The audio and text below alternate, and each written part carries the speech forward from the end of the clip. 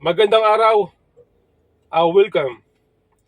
Pag-usapan natin itong issue pa rin patungkol sa BICAM report na maraming blanco.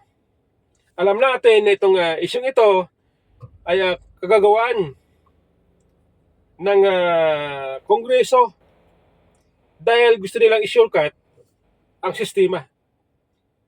Kinurap nila ang sistema kaya nagkaroon po ng mga blanco in-expose ni Congressman Ongab. Kaya ngayon, ito po ang ating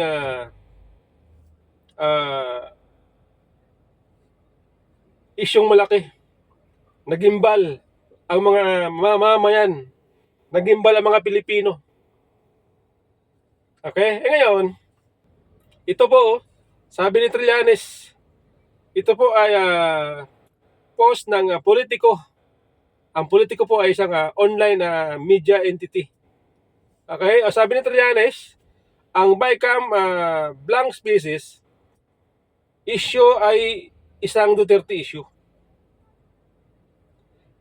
Inimbento nila ito para ilihis ang issue palayo sa korupsyon ng pamilya nila. Si Senador Risa na mismo, miyembro ng BICAM mismo, ang nagsabi na walang blank species. Kung magbabudol ka pa ulit kay Dutch, ikaw na ang may problema. So yan. Yan po ang pahayag ni Trillanes. Base dito sa politico.com.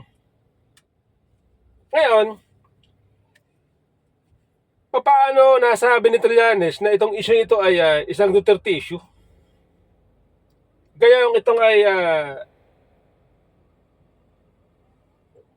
kagagawa ng Kongreso, ng lower house, ng Senado,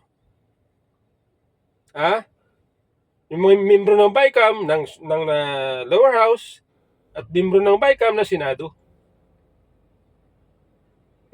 Ayan, sabi ni Trillanes, naniwala sa kay Risa Ontiveros. Sabi niya, si Senador Risa na mismo ang nagsabi na wala daw blanco. Ito mga BICAM report na ito. Pero, marami din naman senador ang nagsasabi na maraming blanco. Nandyan si Risa Ontiveros, si Amy Marcos mismo. Amy Marcos, hindi pa pumutok ang issue na ito, nag-privilege speech na si Amy Marcos. At sinasabi niya, binapatikos niya, na kaya hindi siya pumirma kasi nga maraming blanco, maraming kulang-kulang, maraming mga binagong numero, yung mga budget proposal, budget request, hindi nasunod. At maging si Senador Bato, ganoon din. Marami din siya nakita mga blanco, sabi niya. Ito na lang si Raul Manuel sinabi. Marami din blanco itong BICAM report na ito. Itong si Franz Castro, inamin din, maraming blanco. Itong si Kimbo, inamin din. At pinaliwanag pa. Si Senate President, ganoon din. Senate President Escudero, inaamin na may blanco nga, pero para sa kanya, hindi daw yun illegal. Yun daw pinapayagan.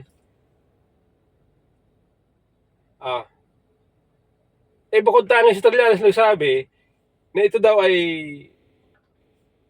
issue ng mga Duterte.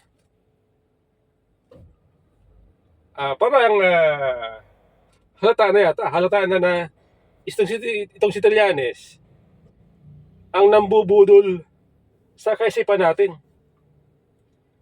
Halata na itong si Trillanes ay siyang naglilihis ng issue.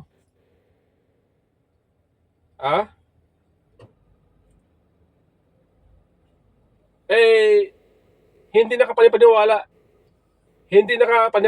itong si Trillanes sa kanyang mga sinasabi. Sige nga, kung pagbabasin na kanyang sinabi, kagagawa na ni Duterte, una pa lang, 3 araw pa lang, hindi 3 araw, unang araw pa lang nang na-ratify nila itong BICAM report na ito, agad-agad si Amy Marcos nag-privilege speech. Bago na din na-discover ni Congressman Ongab ito mga blanco ito sa BICAM report ng ating budget, si Amy Marcos nag-privilege speech na, binulgar na ni Amy Marcos. Wala lang kumagat noon. Walang naniwala.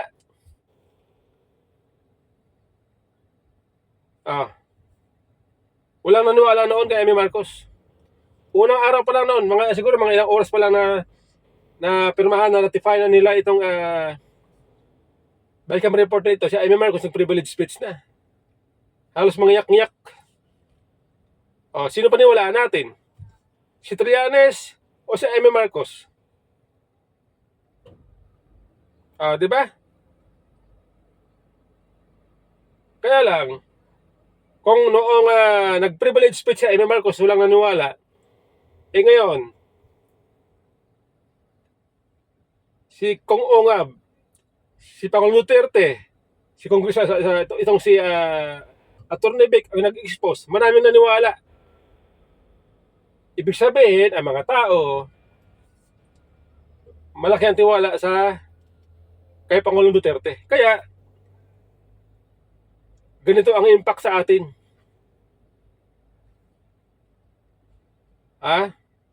Itong isyong ito.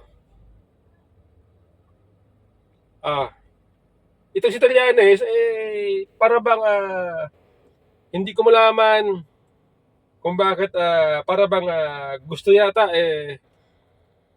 bubulahin tayo. Kahapon natuloy yung kanilang rally dyan sa EDSA. Ito po, nagpasalamat si Trillanes sa mga umatin sa kanilang rally.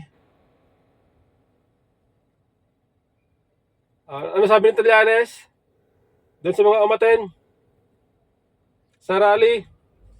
Sabi niya, maraming salamat sa mga dumalo sa ating impeach rally kay Sara. Impeach Sara rally kaninang umaga. We reached an estimated crowd of 40,000. 40,000 daw ang mga estimated crowd na pumunta doon. Aba, matindi! Sa paralin nila na pro-impeach Sara.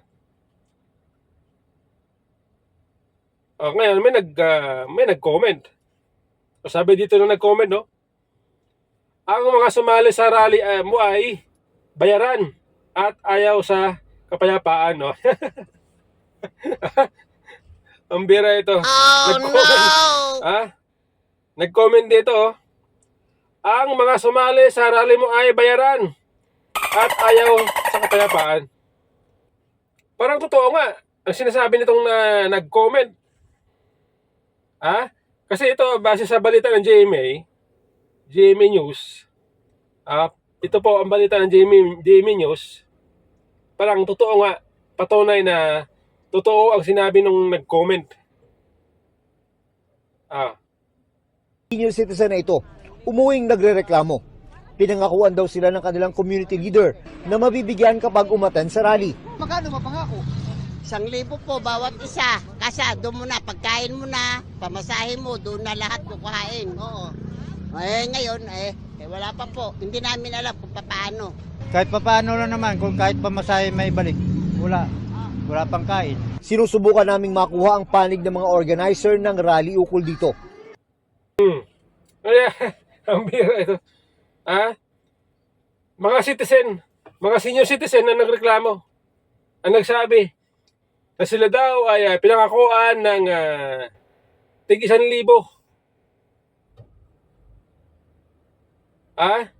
At ang bayad doon na ibibigay sa rally. Oo nga naman. Siyempre, dapat makasiguro para pumunta ang mga tao para makuha itong pinangakong tig 1,000, dapat doon sa rally para sigurado na pumunta sila. Siguro di ba? Ah, ah, kawawa naman itong dalawang senior citizen na ito. Nagreklamo dahil hindi raw natanggap ang pangako na tig 1,000. Laki nun, tig 1,000. Laki nun. Oo. Di ba? Ang laki nun, tig 1,000. Pinangako. Hindi na kayo naawa sa tao. Ang bira kayo. Ayan o. Sino kaya ang nagbayad niyan? Sino kaya ang gumawa niyan? Nangako na makakatanggap ng tig 1,000 itong mga dadalo. Sino kaya?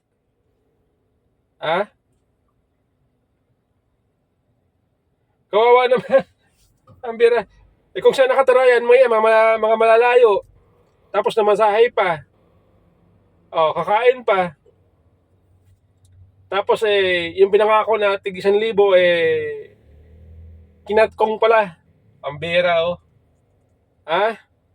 Booking.